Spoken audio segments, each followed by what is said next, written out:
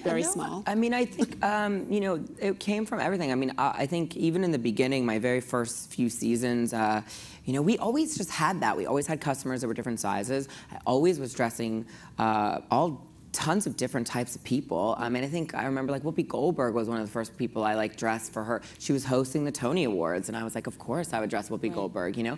So, because she was amazing.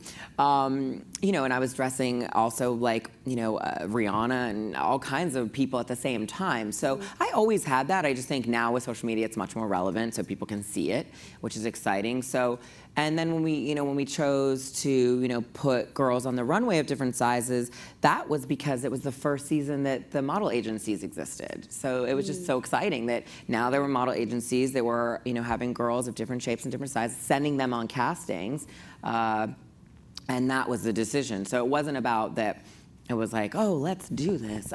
It just was, I just think it was like a nice time. I think the customer was definitely interested in that. I hate hearing from anyone ever saying like, oh, you only make clothes for models. Like, that's so annoying, because it's just never is the case. I mean, our top selling size is probably a 12. And I think but it's been that forever.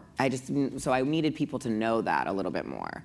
Why do you think it is such a hurdle for designers, for more designers, to be that proactive in showing a diversity of sizes and ages? I mean, you often hear about sort of just the technical challenges of creating a set of samples. That's what it is. And if you're creating your samples in a size 2, then you have to sort of step out of that, off of that road and sort of go over here and make a completely different size sample. It's not just about, I mean, is it purely technical or is it something more insidious? I mean, I hope it's purely technical because it is a challenge. You can't have every sample available in every single size because that's, you know, 0 to a 26 is a lot of pieces. So just the inventory alone, Do you go that up to 26? We go up to 26, yeah.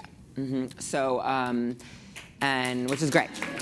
And yeah, so it's a lot of samples to have, so it's a lot of inventory. So for a small brand, it's definitely a challenge. For a big brand, I don't really think so much. I think it would be easier for them because they're already cutting those for every one of their, you know, if they have 500 stores, they're cutting those anyway, or if they go up to that size. But I think, and then yes, not every piece I think works perfectly in every single size the way you make it the first time. So, because it is the challenge. It's like an architect, you're making a mini model before you build the building for a reason because you're finding out all those kinks, all those tweaks.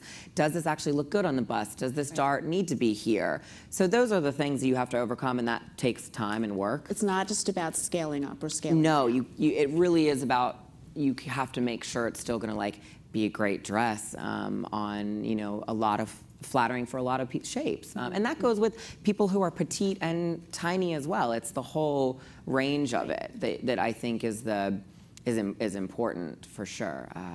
But yeah, but I've learned definitely over the years that because we've been doing it for a while, it's a little bit easier for me. I also just think about it that way. That I'm like, I know this dress is going to look great, you know, if she's a 2 and if she's a 20. So it becomes easier the more you do it. Yeah, the more you do it. It's like everything. And I think also, but like I always talk about this. I talk about this in my book that, you know, I grew up with my sister who was a ballet dancer and a size 0-2 my whole life, and my mom, you know, was a 14, 16, and you know, had curves and shape, and so that was my world. So it wasn't different for me. And then I went to high school in Baltimore City, which I was the minority at this high school. You know, things like that were not, I don't think weren't different. And I think, or at least that was just my life. So that's why I embrace it.